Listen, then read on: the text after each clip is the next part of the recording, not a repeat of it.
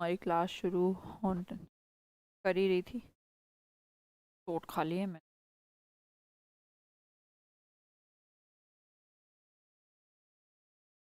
खैर, कोई बात नहीं। इवनिंग भाई।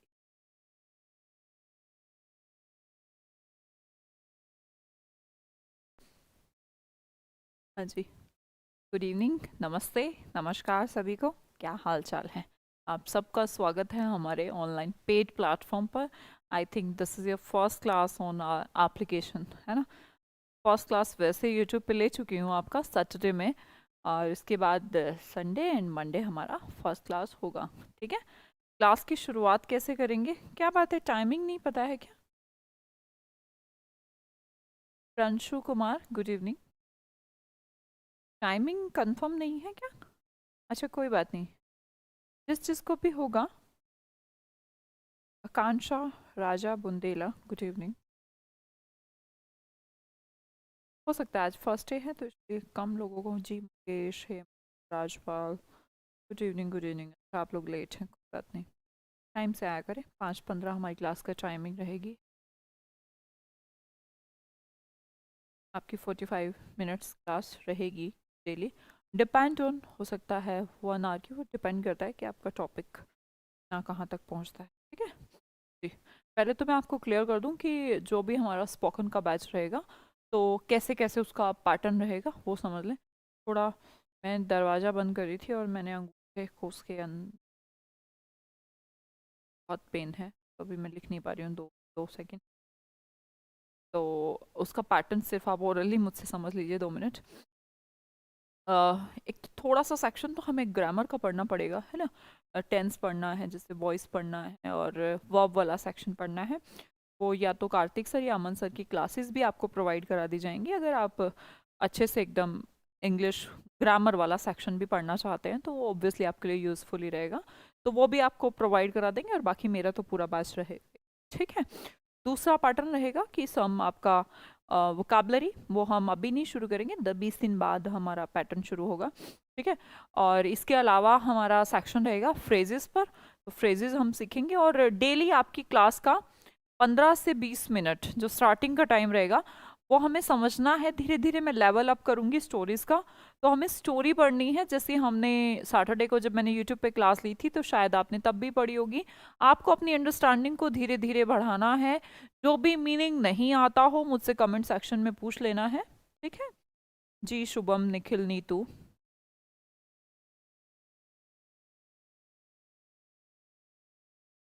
अच्छा नीतू, ऐसा? पर ठीक है बेटा, अब तो चल जाएगा इतना। Thank you, thank you for your concern. और ठीक है, समझ गए हैं बात को? कोई डाउट किसी को? जो भी मैं स्टोरी, शुरू में 15 मिनट स्टोरी होंगी, फिर से पैटर्न सुन लें। उसको हम रैप अप करेंगे 15-20 मिनट के अंदर। उसको आपको समझना है। जो आपको वर्ड समझ में ना आए वो आपको मुझसे कमेंट सेक्शन में पूछना है। सेकंड सेशन कुछ आपको हम दूसरा सेशन में आपको कुछ पढ़ाऊंगी। उस कुछ पढ़ाने के बाद उसी के से रिलेटेड आपको होमवर्क आपके स्टडी मटेरियल में मिलेगा। स्टडी मटेरियल का ऑप्शन आ रहा होगा एप्लीकेशन में, वहाँ पे जाके आपको अपना होमवर्क कंप्लीट करना है। फिर उसका सॉल्यूशन डलेगा, फिर सॉल्यूशन को चेक करना है। और अगर आपको कोई दिक्कत आती है तो we will provide a number to you. ठीक है। यस मैम, शुरू करें? स्टार्ट। एक बार मुझे थम्स अप भेजिएगा। इधर वाला तो मेरा ख़राब है, इधर वाले से कर देती हूँ। एक बार मुझे भेजिएगा। All okay? करें शुरू? हाँ, चलो पढ़ती हूँ।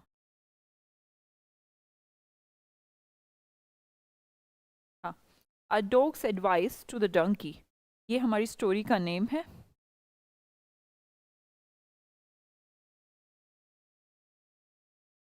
It was no doubt a loud voice that made the dog wake up. आपको दिखाई आ रहा है क्या? चलो मैं साइड हो जाती। चलो पढ़ो एक बार। Okay, all okay? ठीक है, अभी देखना।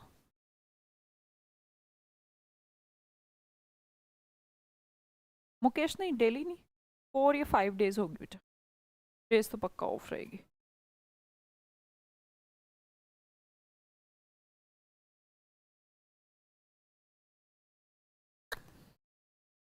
अंग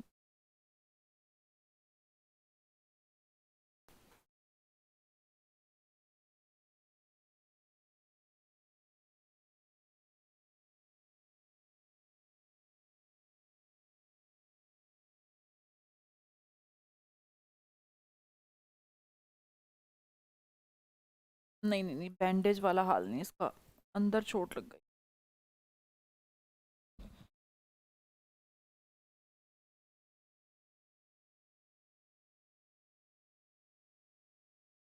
हाँ जी, अब दिखाई आ रहा है? It was no doubt a loud noise that made the dog wake up. He pricked up his ears straight and pointed sharply towards the sound and again went to sleep. The owner's another pet, the donkey, noticed it and said in an amazed tone, "Why don't you bark? I'm sure they are thieves." Do you understand the story, Hemant, Mayank, Nikhil? Do you understand the passage? अगर जिन जिनको समझ में आ गया होगा, मुझे थोड़ा 1-2 दिन लगेगा आप लोगों का लेवल जजमेंट में, तो आप मुझे प्लीज जो नहीं आ रहा जो वर्ड वो मुझसे पूछें और मुझे एक बार बताइए कि लेवल क्या है, मैं उसी हिसाब से फिर क्लास को शुरू किया करूंगी, है ना। आप मुझे बताइए कितना परसेंट समझ में आ गया? Mayank, Gaurav, Hemant, Nikhil, tell me guys, कितना परसेंट आपको एक बार आपने रीड किया, आपने खुद से रीड किया? मैं देखना चाहती हूँ कि कितना हम वीक कितना है। गौरव, और ज़्यादा लग गई है? लग तो गई है, पेन बहुत हो रहा है, वो दरवाजे के मैं से क्लोज कर रही थी, तो अंगूठा बीच में ही था, वो बंद हो गया। कोई नहीं, हो, डोंट वरी। इतना सारा इतने सारे कंसर्न के लिए बहुत बहुत थैंक यू। हाँ, कितना समझ में आया? 90% समझ में आ गया मयंक को तो। Yes ma'am. 80, 50%, 30, ठीक है, तो मुझे नहीं था होगा। और कोई? प्लीज़ एवरीवन पार्टिसिपेट, इतना तो बता ही सकते हैं कि कितना परसेंटेज। देखिए, स्पोकन की क्लास आपकी एक सी क्लास होती है जिसमें ये वोकाबलरी की क्लास नहीं है कि मैं पढ़ाती चली जाऊँ और तुम आराम से लेटे लेटे सुनते चले जाओ। यहाँ पर आपका एफर्ट मुझसे ज़्यादा इंपॉर्टेंट है। आप एफर्ट नहीं लगाएंगे, मेरे साथ बोलेंगे नहीं, मेरे साथ कम्युनिकेट नहीं करेंगे, तो पॉसिबल नहीं हो पाएगा बच्चे, है ना, कभी नहीं सीख पाएंगे ऐसे तो। और फिर हमें तो शुरुआत ही ऐसे ही करनी है, yes we can and we will, है ना, राइट, तो ऐसे ही शुरू करेंगे। ठीक है, ठीक है, किसी को 99 भी आ गया है, किसी को 50, मैक्सिमम लोग 50 पे हैं, तो इसका मतलब लेवल अभी हमारा वीक है, कोई बात नहीं, नोट एंड ऑल, कोई प्रॉब्लम नहीं। देखिएगा, मैं पढ़ाती हूँ, है ना, आराम से पढ़ते हैं, आप मेरे साथ इधर पढ़िएगा, मैं इधर खड़े होकर पढ़ा। It was no doubt a loud noise that made the dog wake up. कहता है किसी कहानी का जब हमें सब्जेक्ट नहीं मिलता, इन डैट केस हम इट या देयर से यूज कर सकते हैं, ठीक है।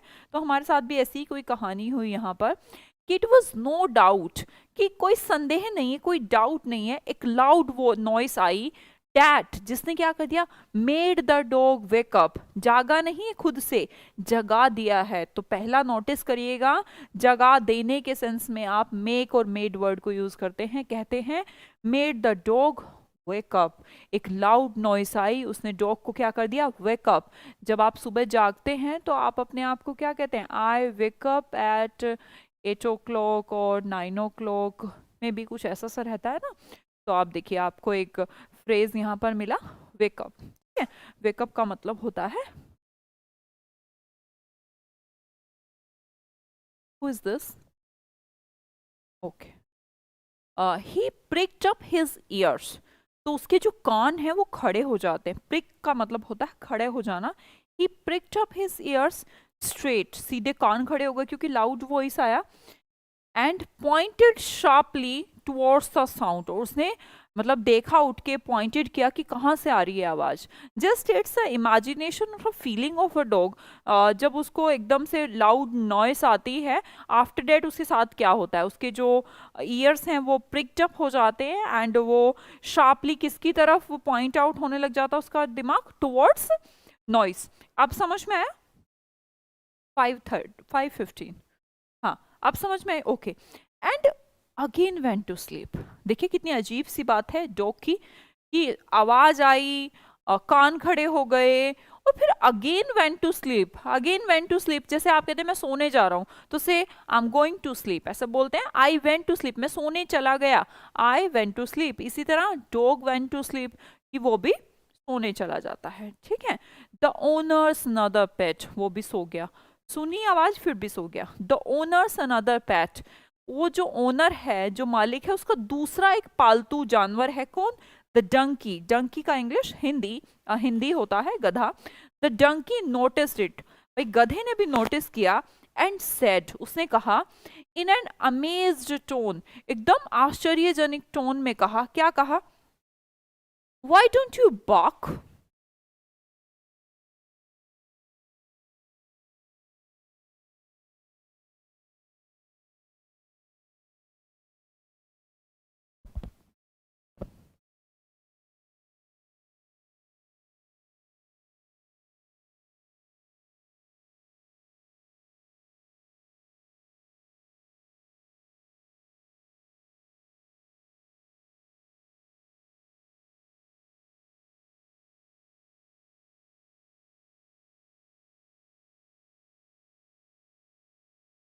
हाँ, फिर क्या होता है? The owner's another pet donkey noticed it and said it in amazed tone, बड़े ही अमेज्ड टोन में कहता है, व्हाई डोंट यू bark? यार तुम भौंक क्यों नहीं रहे हो? Why don't you bark? ठीक है। I am sure there are thieves, वो कहता है कि मुझे पक्का, आई एम श्योर, ये आए कौन है बच्चे यहाँ पर? वो डंकी है। वो कहते हैं I am sure there are thieves, कि वहां पर चोर हैं। तू भौंक क्यों नहीं रहा भाई, तू तो सो गया। अब समझ में आया? अब प्लीज आप मुझे बताइएगा। दिव्या 5:15। अनदर का मतलब दूसरा, प्रिक्ट का मतलब खड़े हो गए। पूछिए और कोई कोई क्वेश्चन पूछना है। इतना क्लियर? अभी क्लियर? देखिए धीरे धीरे लेवल को अपडेट, थोड़ा लेवल हम बढ़ाएंगे, है ना, धीरे धीरे, लेकिन टेंशन मत लीजिए। शुरू के 5-10 दिन तो मैं आपको बिल्कुल भी फोर्सफुली तरीके से लेवल नहीं बढ़ाऊंगी, एकदम एकदम आराम से, ठीक है। चलो फिर क्या हुआ?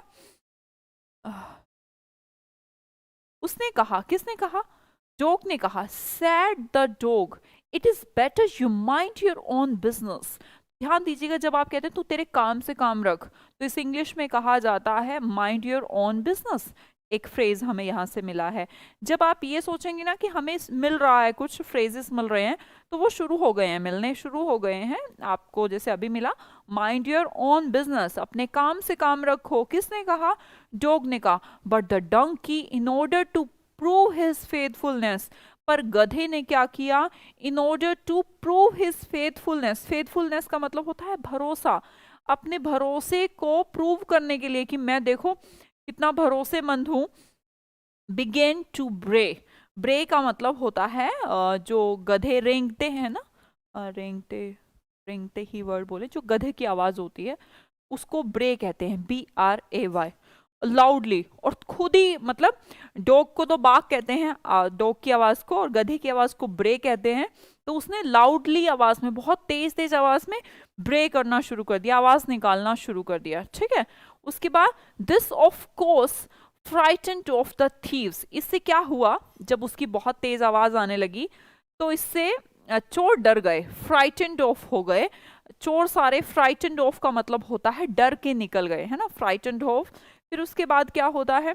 But also awaken the master, कि भाई चोर तो उठे उठे, उसका मास्टर भी अवेकन। अवेकन का मतलब क्या होता है? उठ जाना। तो उसका मास्टर भी उठ जाता है, मतलब उसका स्वामी भी उठ जाता है। हु केम रनिंग, और दौड़ता दौड़ता उसकी तरफ आता है। Who came running, he was so furious, मतलब इतना ज्यादा वो परेशान था, तंग था, मतलब गुस्से में था। एट बीइंग वॉकन अप, ये थर्ड फॉर्म हो गई आपकी। एट बीइंग वॉकन अप, उठकर, कैसे? That he beat the donkey thoroughly with his stick, मतलब कि एक तो भाई उसको जगा दिया ना कि ये गधा क्यों वॉकन अप, वो उठ गया और उसने क्या किया? मारना शुरू कर दिया, बीट करना शुरू कर दिया। बीट माने मारना, किसको? द डंकी थोरोली, किससे? विद हिज स्टिक, मतलब डंडे से, स्टिक से गधे को मारना शुरू कर दिया। क्यों मारना शुरू कर दिया? बिकॉज बताओ, उसको उठा दिया, अवेकन कर दिया, है ना, उठा दिया कि रात को क्यों। अब समझ में आया? Hemant 100% clear? Yes ma'am. Gaurav एड, मुकेश, नीतू, आनंद। बेटे आप बताओगे? ये तो ऐसे ही हो गया है, उसमें दर्द इतना है वो हिल ही नहीं रहा। याद ही रखूंगी मैं तुम्हारी पहली क्लास और मुझे चोट लगी थी। हाँ, समझ में आया? अवेकेंट विद हिज स्टिक, समझ में आई अभी? क्लियर? कहानी समझ में आ गई ना आपको? कहानी समझ में आ गई। एक कुत्ता होता है, एक गधा होता है, दोनों के पालतू स्वामी होता है उनका। चोर घुस जाते हैं घर में, कुत्ता भौंकता नहीं है, गधा कहता अच्छा तू भौंक नहीं रहा, वो सोचता है कि मैं दिखाऊंगा अभी मेरे मालिक को कि मैं कितने भरोसेमंद हूँ, और आवाज निकलना ब्रे करना शुरू कर देता है। मालिक उठ के उसको पीटना शुरू कर देता है कि तूने मेरी रात की नींद खराब कर दी है, चोर भाग गए हैं। ठीक है, यहाँ तक की सिचुएशन क्लियर? ओके, सबको 100% clear, very good. After the master had gone, जब मास्टर तो उसको पीट पीट के बीट करके चला गया, the dog asked the donkey, तो कुत्ते ने डंकी से कहा, गधे से कहा, हाउ डू यू फील, तुम्हें कैसा लग रहा है? आपसे कोई पूछे यार कैसा लग रहा है तुझे, हाउ डू यू फील, वो कहता है how do you feel for not paying heed to a good friendly advice, तुझे कैसा लग रहा है, तूने, हीड का मतलब होता है विचार नहीं किया, विचार ना करके, कैसे पे, मेरी एडवाइस पर, मैंने तुझे दोस्ताना फ्रेंडली एडवाइस दी थी कि अपने काम से काम रख, मत उलझ ऐसे लोगों के अंदर, पर अब बता तू हाउ डू यू फील, तूने मेरी बात पर अटेंशन नहीं किया, हीड नहीं किया, सोचा नहीं, विचारा नहीं, तो अब बता तुझे कैसा लग रहा है। When a master is like that, जब आपका स्वामी ऐसा होना, तो one must think at best of oneself only, कि किसी को ना सिर्फ अपने बारे में सोचना चाहिए।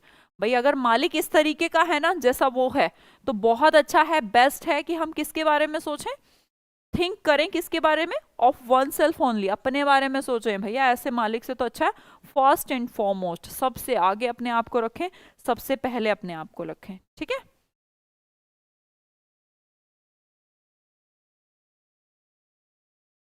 ओके, तो हम इसे बोलेंगे कहानी यहाँ पर खत्म हो जाती है। बताइए आपको इससे क्या शिक्षा मिलती है? जब मालिक खराब हो,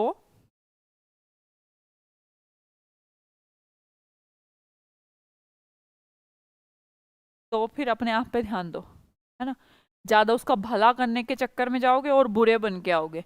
ऐसा ही गधे के साथ हुआ था, ज्यादा ये बटरिंग या ज्यादा उसके उसमें पड़ना ना आपको ही नुकसान पहुंचा देता है। तो मालिक मालिक पे डिपेंड है, उसका जो मास्टर था बड़ा ही खराब था, है ना। आगे देखें, चलिए आज की क्लास का सेकंड पैटर्न कि हम शुरू करेंगे कैसे, इंपैरेटिव सेंटेंसेस से। हम देखिए, अभी मुझे आपका बैच शुरू करना है, तो first of all may be मुझे आपको सेंटेंसेस सिखाने चाहिए। सेंटेंसेस कितने तरीके के होते हैं, पॉजिटिव, अफर्मेटिव है, नेगेटिव है, इंटेरोगेटिव है, तो सिखाने चाहिए। ठीक है, मुझे टेंस सिखाना चाहिए, आपको वॉइस सिखाना चाहिए, वो सब चीज़ें मैं सिखाऊंगी। लेकिन मैं आपसे प्रॉमिस किया था कि पहले दिन से ही हम तो बोलना शुरू करेंगे, हमें मतलब नहीं है टेंस से, वॉइस से, वर्ब से, वो भी धीरे धीरे चीज़ें सीख लेंगे, ऑब्वियसली वो आपके पार्ट है, कार्तिक सर आपको पढ़ाएंगे, तो उसकी कोई टेंशन नहीं है। पर मेरा कंसर्न ये रहता है कि आज भी हम कुछ बोले, आज भी हमें 5-10 सेंटेंसेस से होने चाहिए जो हम बोल सके। तो हम मैं सबसे पहले शुरुआत करूंगी इंपैरेटिव सेंटेंसेस से। इनमें ना झमेला कम है, झमेला का मतलब है कि इनका स्ट्रक्चर बहुत आसान होता है, इतना वो टिपिकल वाला सेंस नहीं। इसके लिए मुझे टेंस आपको सिखाने की नीड नहीं पड़ेगी, वॉइस में जाने का नीड नहीं पड़ेगा। डेट्स वाई मैं इंपैरेटिव सेंटेंसेस को ले रही हूँ यहाँ पर। इंपैरेटिव सेंटेंस कितने तरीके के होते हैं? 5 तरीके हो सकते हैं कैसे आप इनको यूज करते हैं। किसी को ऑर्डर देने के लिए, किसी को फोरमोस्ट का मतलब होता है सबसे आगे, आनंद, है ना, सेल्फ प्रायोरिटी, वेरी गुड।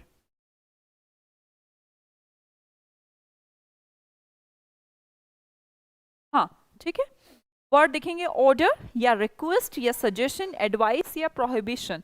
आप किसी को ऑर्डर देने के लिए, आदेश देने के लिए आप इंपैरेटिव सेंटेंसेस का यूज करते हैं। किसी को रिक्वेस्ट करने के लिए कि प्लीज भाई मेरा ये काम कर दे, तब भी आप यूज करते हैं। आपको किसी को सलाह देनी हो तो भी इसे यूज करते हैं, या किसी को रोकना हो तो भी ये यूज करते हैं। ठीक है, इसके 2 स्ट्रक्चर हैं सिंपल। मैं बात करूंगी पॉजिटिव सेंटेंस की और नेगेटिव सेंटेंस की। जब आप पॉजिटिव की बात करते हैं तो आपका पहला फॉर्मेशन होता है वर्ब, और वर्ब का भी कौन सा फॉर्म? Base form. अच्छा, आप मुझे पहले ये बताएंगे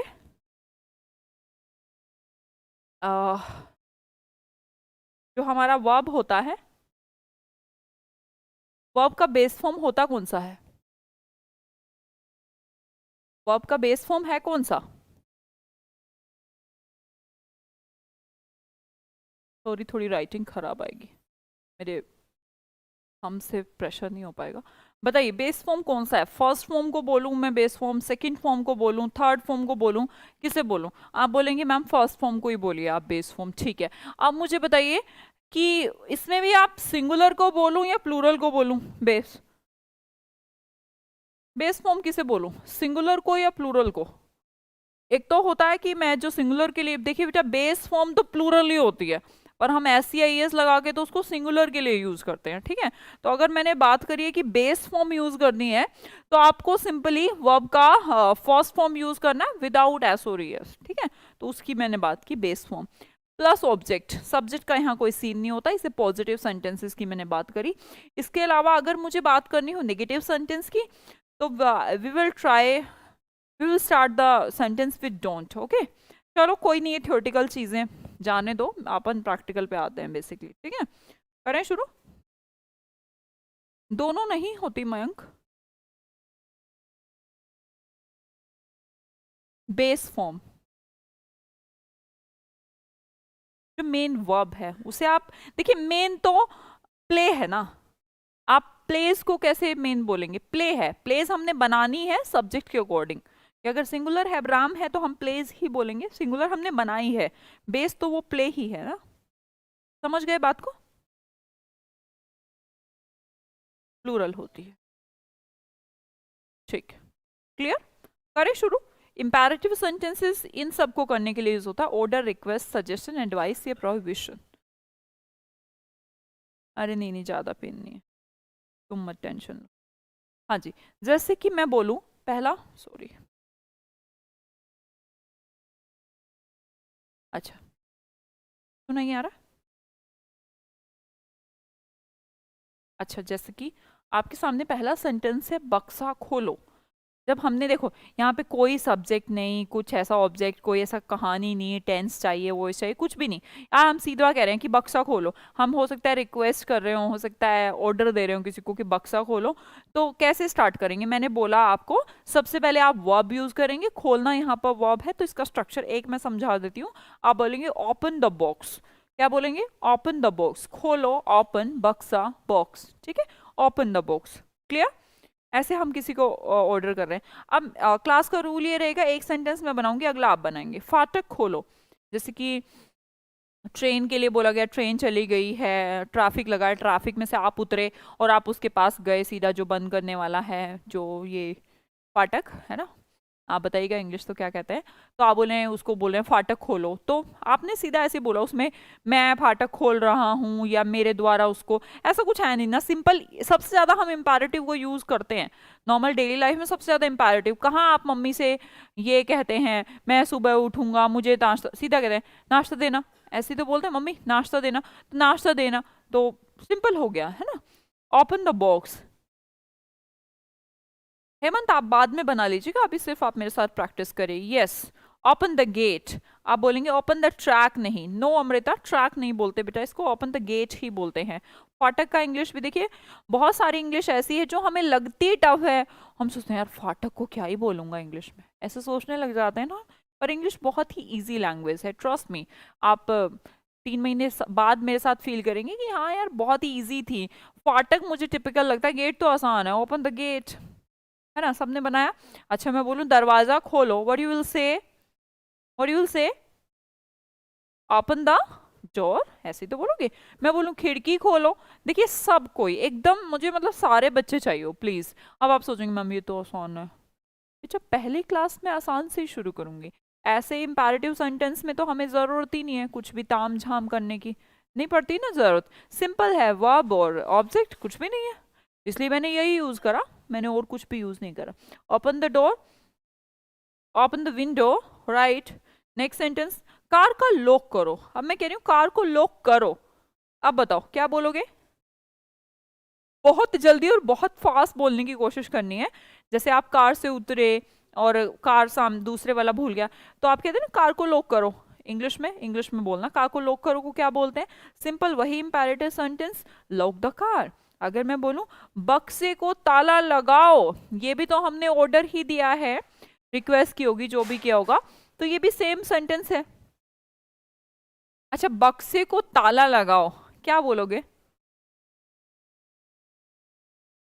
अरे अरे अरे, लॉक द लॉक बॉक्स की जरूरत क्या है? अगर अच्छा मैं बोलूं इस सेंटेंस को इतना सिंपल, लॉक द बॉक्स, तो आपको नहीं लगता बक्से को ताला लगाने को तो कह रही हूँ लॉक द बॉक्स, क्या कहते हो?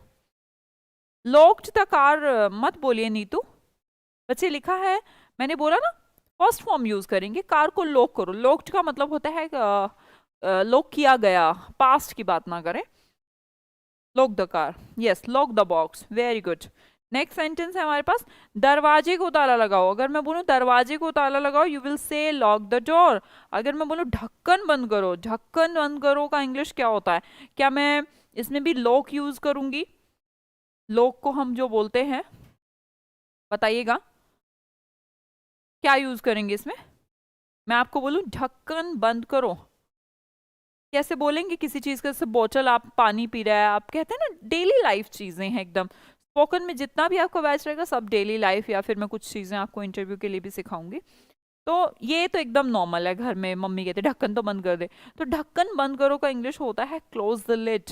ढक्कन का ध्यान रखिएगा, आज ही आपको यूज करना है। अपना जो भी पसंदीदा वर्ड या सेंटेंस रहता हो उसको अपनी कॉपी में नोट कर लें, और उसको आपको दिन में 2 बार जरूर यूज करना है। मतलब जब तक मैं कल की क्लास में नहीं आती, विल मीट ऑन 5:15 टुमारो, तो उससे पहले आपको एक वर्ड को या एक सेंटेंस को तो मेरे कहने से प्लीज 2 या 3 बार यूज कर देना है। आप देखिएगा कितना इंप्रूवमेंट होगा कि आप वो वर्ड को ना फिर ऐसे ही बोलने लगोगे। अगर आपने ये कहना शुरू कर दिया ना क्लोज द लिड, बहाना ढूंढो ढक्कन का और बोलो ऐसे क्लोज द लिड, समझ में नहीं आता तो फिर हिंदी में बोल देना, पर ट्राई तो करेंगे। एटमॉस्फेयर हमें खुद बनाना पड़ेगा, इन्वायरमेंट भी खुद बनाना पड़ेगा। दूसरे नहीं समझ पा रहे, कोई नहीं, पहले इंग्लिश बोलो फिर हिंदी बोल देना, क्या दिक्कत है? Close the lid. अलमारी बंद करो, बंद का इंग्लिश वही होता है बच्चे, क्लोज, ठीक है? क्लोज द अलमारी का इंग्लिश क्या होता है? क्लोज द कैप नहीं बेटा, कैप आप ऐसे ही बोलते हैं, कैप नहीं होता। ढक्कन का इंग्लिश लिड होता है। कैप तो जो हम सर पर पहनते हैं उसे बोलते हैं, है ना? हाँ, रिकॉर्डेड क्लास भी मिलेंगी मयंक, सारी मिल जाएंगी। अगर आप इस टाइम पर नहीं क्लास ले पाते हैं तो ये क्लास आप कभी भी ले सकते हैं, हम आपके पास ही रहेंगी। कोई जरूरी नहीं है कि आप लाइव ही लें, हो सकता है कभी काम आ गया। अलमीरा बंद करें, अलमारी बंद करो, क्लोज द कबर्ड। ढक्कन बंद करो, फिर से आ गया। अच्छा, बंद करो का इंग्लिश क्लोज भी हो सकता है, शट भी हो सकता है। आप बोल सकते हैं शट द लिड।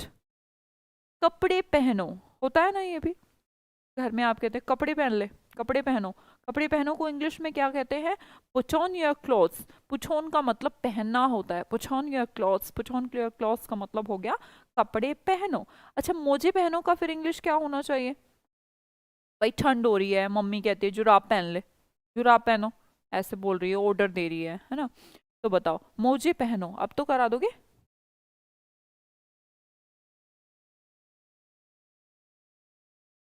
चलो जल्दी जल्दी सब बनाएंगे।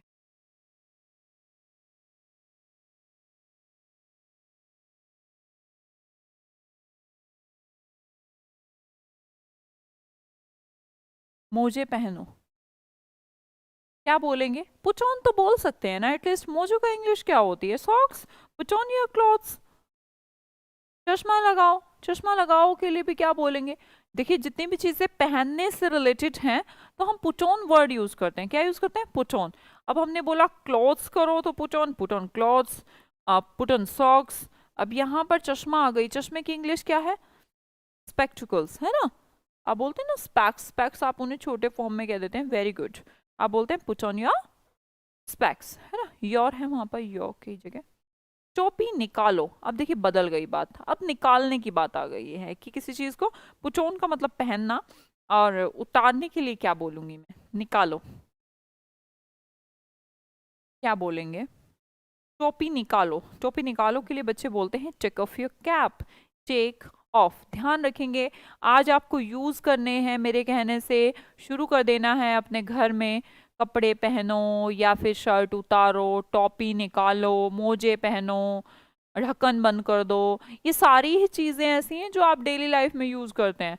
तो आप बोलेंगे टोपी निकालो, क्या बोलोगे? Take off your cap. क्या कैप? कैप निकाल दो, ओके। मुखौटा निकालो, मुखौटा निकालने के लिए भी क्या बोलेंगे? मुखौटे की इंग्लिश टिपिकल तो नहीं है। मुखौटा जो है उसकी इंग्लिश तुम जानते हो, बहुत अच्छे से जानते हो, है ना, मुझे बताने का नीड भी नहीं है। सच में मुझे ग्लास नहीं कहते राजपाल, पुट ऑन ग्लास नहीं,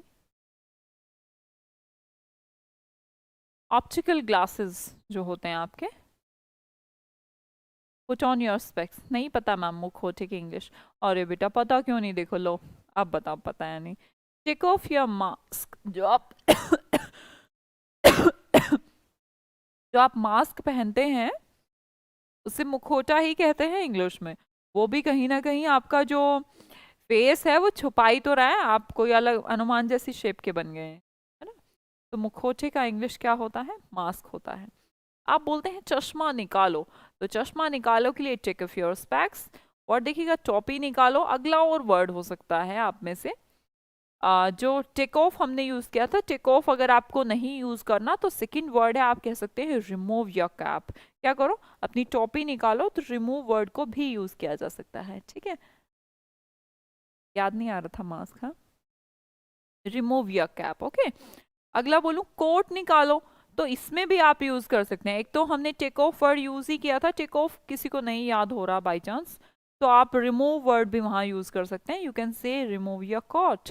नेक्स्ट सेंटेंस, मुखौटा निकालो, रिमूव योर मास्क। फर्श धो, घर में तो ना फर्श धो दे, फर्श धो चल, तो क्या बोलोगे? आपको इनका होमवर्क भी मिलेगा, अभी आप इससे सीखेंगे। सीखने के बाद आपको तुरंत 15 मिनट आपको होमवर्क करना है, ठीक है। 15 मिनट होमवर्क करना है और फिर ही क्लास से उठना है, ऐसे नहीं उठना। आपको पूरा 1 घंटा अपना देना, 15 मिनट आपका होमवर्क का रहेगा। होमवर्क करने के बाद आप उठेंगे अपनी सीट से, वरना नहीं उठेंगे, ठीक है। गलत बात हो जाएगी अगर आप पहले ही उठे हो तो। फर्श धो, फर्श धो का इंग्लिश हो गया wash the floor. Next sentence देखेंगे, वॉश द फ्लोर, घर में बोलते हैं फर्श साफ कर दो, वॉश द फ्लोर। फर्श झाड़ो, देखिए अलग अलग बातें हैं। फर्श धो अलग बात है, फर्श झाड़ो और अलग बात है। फर्श झाड़ो का इंग्लिश क्या होती है? झाड़ू लगा दो, है ना, सब बोलना कि झाड़ू लगा दो। तो झाड़ू लगाने का इंग्लिश मम्मी को सिखाना आपने, क्या बोलोगे? स्वीप द फ्लोर, ठीक है, स्वीप द फ्लोर। अब देखिए फर्श को तो पोंछना भी कह सकते हैं, पोछा लगाने को क्या बोलेंगे फिर? भाई फर्श के धोने को मैम वॉश बोलेंगे, फर्श पे झाड़ू लगाने को मैम स्वीप बोलेंगे। अब फर्श को पोछा लगाने को क्या बोलोगे? फर्श के पोछा लगाने को क्या कहते हैं? Wipe the floor, what you will से? Wipe the floor. अच्छा आगे भी कुछ हो सकता है, फर्श को घिसो, कुछ जम गया है कुछ कैंडल का कुछ, या फिर एनी कलर है एटसेट्रा, तो आप पोछो वगैरह नहीं बोलोगे, आप बोलोगे इसको घिस के, घिस दो इसको, है ना, अच्छे से। फर्श घिसो, घिसो का इंग्लिश होता है स्क्रब, बोलते ही तो हो, स्क्रब द फ्लोर। फर्श को साफ करो, सिंपल बोला, फर्श साफ करो, तो यू कैन से क्लीन द फ्लोर। याद रहेगा?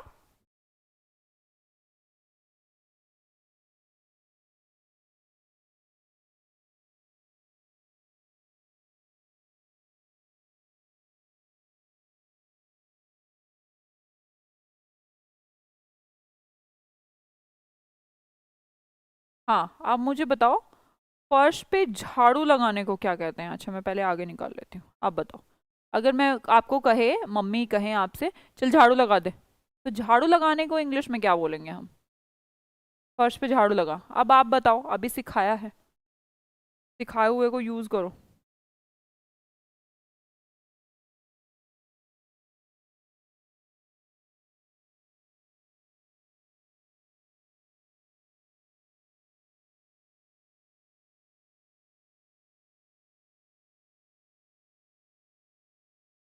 स्क्रब नहीं बोलेंगे, नहीं, गलत बात। क्या बोला मैंने? ये हाथ से तो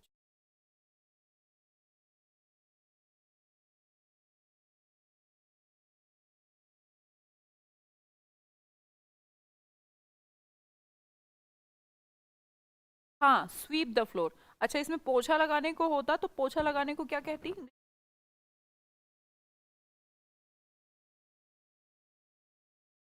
वाइप, यस, वाइपर याद करो, कार में क्या होता है, वाइपर होता है ना हमारे। तो वाइप द फ्लोर। और सिंपल क्लीन होता तो क्लीन, अगर घिसने कहते कि कुछ घिस के निकालना है तो can seed scrub the floor.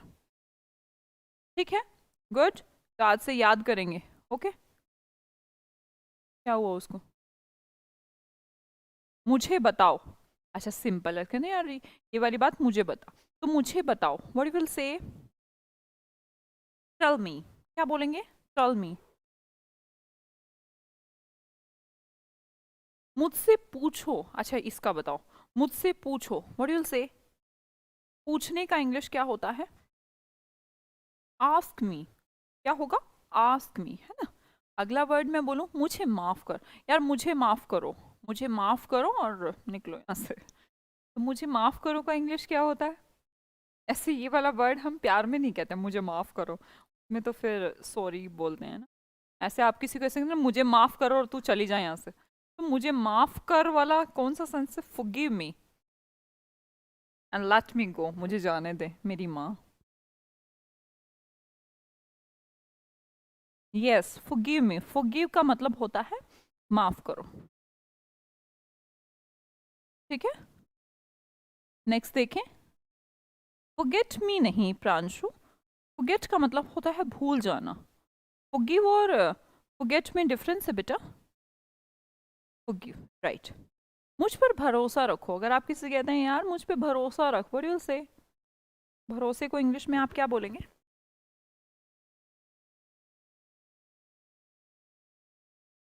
मुझ पर भरोसा रखो। भरोसे का इंग्लिश क्या होता है? इतना ज्यादा ऐसे मत बना देना तुम, आई ओन ट्रस्ट प्लेस। ट्रांसलेशन मत कर देना आई ओन ट्रस्ट प्लेस की। देखिए, इंग्लिश अलग लैंग्वेज है, हिंदी अलग लैंग्वेज है, दोनों का अपना स्ट्रक्चर है। हिंदी में मैं कहती हूँ मुझ पर भरोसा रखो, और इंग्लिश में कहती हूँ ट्रस्ट मी। सिंपल। तो हिंदी और इंग्लिश का ऐसा ट्रांसलेशन आप नहीं सीख सकते। आप ये मत सोचिएगा मैं आपको ट्रांसलेशन सिखा रही हूँ। This not a kind of translation. मैं जस्ट ये कहना चाहती हूँ कि आप हिंदी में किसी चीज़ को व्यक्त ऐसे करते हैं और इंग्लिश में ऐसे व्यक्त करते हैं। मैं आपको ट्रांसलेशन के थ्रू बिल्कुल भी नहीं सिखा रही हूँ। ट्रांसलेशन से सिखाती हूँ तो I will see like that कि आई ओन ट्रस्ट प्लेस, ये तो फिर काफ़ी अजीब हो जाता और ये इम्पॉसिबल भी है। Trust me, right. Believe me बोल सकते हैं, यस यू कैन से बिलीव मी, ट्रस्ट मी। अच्छा बोलो, मुझे बचाओ। बचाओ का इंग्लिश क्या होता है? पैसा बचाओ। पैसा किस में डाल दो? सेव करो, है ना। प्रोविडेंट फंड में डाल दो फॉर योर फ्यूचर। मुझे बचाओ। मुझे बचाओ का इंग्लिश क्या होता है? Save me. क्या होता है? Save me. नेक्स्ट देखते हैं, मेरी बिल्ली को बचाओ। अच्छा, ऐसी ही सिचुएशन में मुझे बचाओ तो सेव मी, और मेरी बिल्ली को बचाओ तो फिर क्या बोलेंगे? बिल्ली को बचाओ। मी की जगह आप बिल्ली लिख लीजिएगा, मेरी बिल्ली।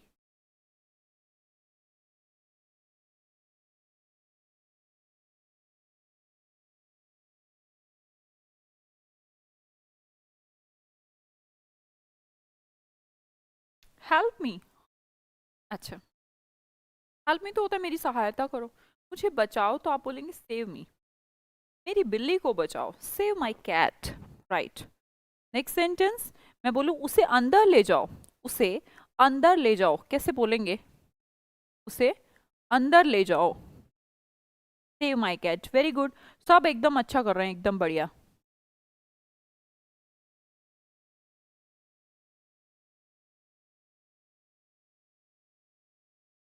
नहीं, आप दर्द नहीं हो रहा, आप थोड़ा कम दर्द हो रहा है, पर हाँ थोड़ा थोड़ा हो रहा है।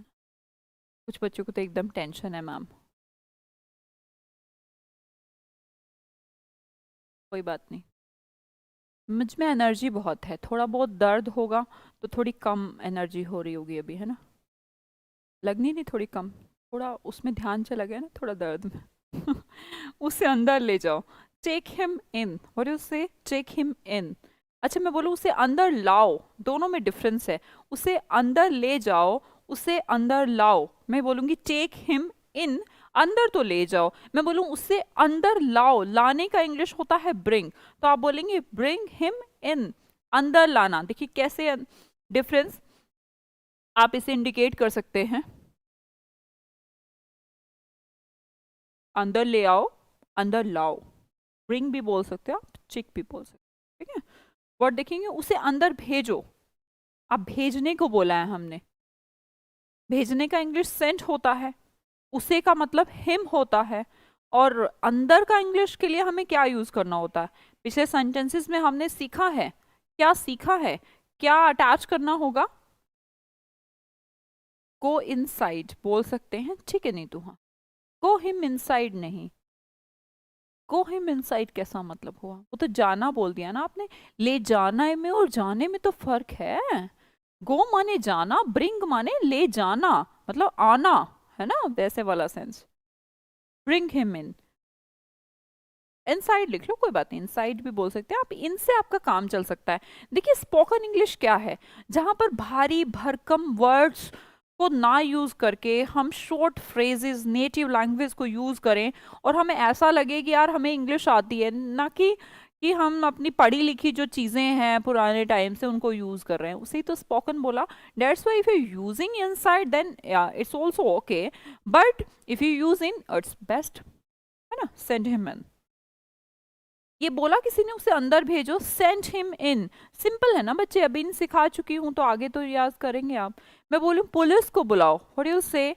पुलिस को बुलाओ, कॉल द पुलिस, ऐसे ही तो बोलते हो। मैं बोलूं एम्बुलेंस बुलाओ, तो क्या बोलोगे? क्योंकि ऐसी सिचुएशन हो ही जाती है हमारे साथ कि पुलिस बुलाओ, कॉल द पुलिस, एम्बुलेंस बुलाओ, call N ambulance. Simple. Radio शुरू करो, मैंने कल भी आपको होमवर्क दिया था, सबने होमवर्क किया। Mind if I turn on the radio, कुछ ऐसा था कि मैं अगर रेडियो ऑन कर दूं तो चलेगा, ऐसा था क्या कुछ? था ना? हाँ था। रेडियो शुरू करो, टर्न ऑन द रेडियो। देखिए सीखिएगा, जब आपको किसी चीज को शुरू कर तो आप उसे टर्न ऑन कहते हैं, बंद करना है तो टर्न ऑफ कहते हैं, ठीक है। मैं बोलूं आपको वाइपर शुरू करो, व्हाट यू से? वाइपर शुरू करो, कार के वाइपर। आप साइड में बैठे हैं, बारिश हो रही है, थोड़ा धुंधला धुंधला लग रहा है, साइड वाले ने बोला यार वाइपर शुरू कर दे, तो क्या बोलोगे? वाइपर शुरू करो। इंग्लिश में बोलिए, कैसे बोलेंगे?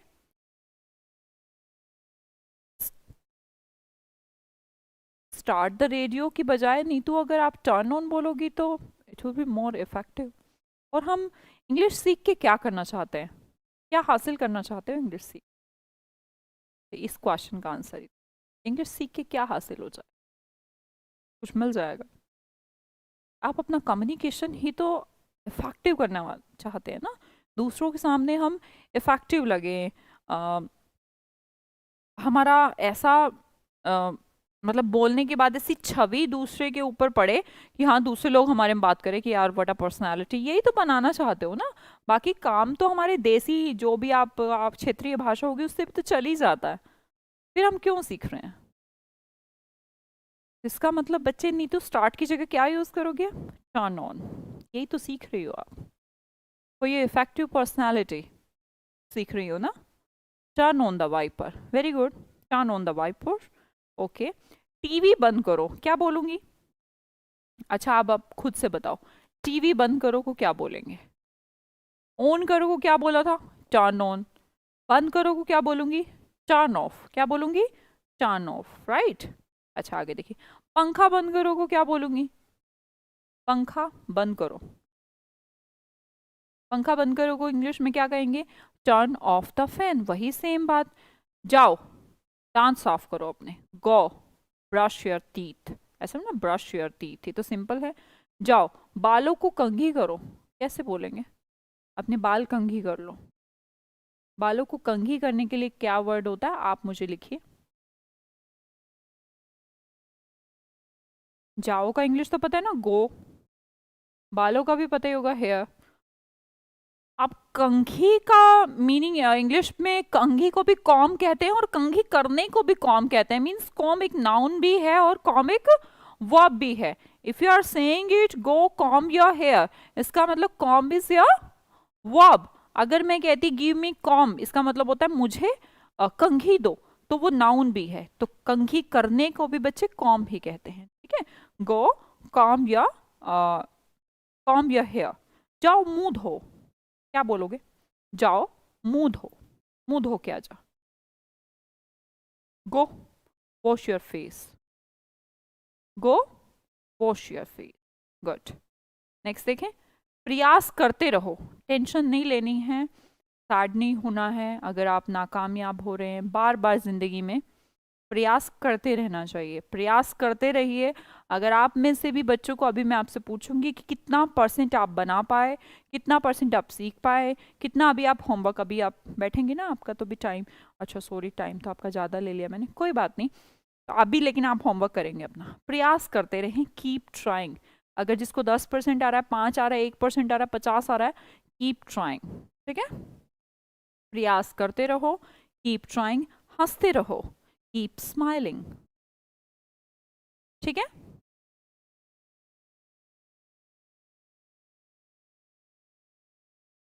देखिए किसी चीज को कंटिन्यू हमें करने का सेंस देना हो तो हम कौन सा वर्ब यूज करते हैं? कीप। आप कहते हैं हंसते रहे, कीप स्माइलिंग। ठीक है, बोलते हो ना हंसते रहो, कीप स्माइलिंग। ठीक है, प्रयास करते रहो, keep trying, do practice, keep doing efforts. ठीक है, जगजीत 5:15। ठीक है, अभी आपके पास होमवर्क आ रहा है, उस होमवर्क को आपको करना है। मैं आपसे मिलती हूँ कल फिर से 5:15 पे। ठीक है, और बताइए कितना क्लास आपको समझ में आया, कितना परसेंटेज? यही हमारी क्लास का पैटर्न रहेगा। हम अभी इम्पैरेटिव से शुरू कर रहे हैं, धीरे धीरे मैं आपको पूरा सिलेबस करा दूंगी। ठीक है, okay, thank you very much, bye bye. No problem, all okay, all okay, all okay.